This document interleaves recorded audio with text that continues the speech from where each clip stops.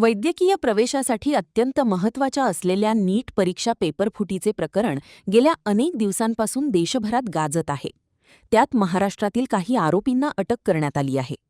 त्यात शिकवणी वर्ग चालवणाऱ्या संचालकांचा, पेपर सेट करणाऱ्या समितीतील प्राध्यापकांचा देखील समावेश आहे. या संदर्भात सत्तारूढ शिवसेना शिंदे गटाचे आमदार बच्चू कडू यांनी धक्कादायक विधान केले आहे. पेपरफुटीत हातभार लावणाऱ्यांचे हात सरकारने छाटायला हवे, असे बच्चू कडू यांनी म्हटले आहे.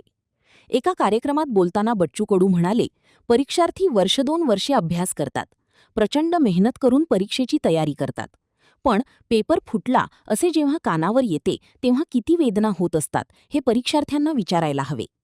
पेपर फुटल्यानंतर सर्व काही हातातून निघून गेलेले असते.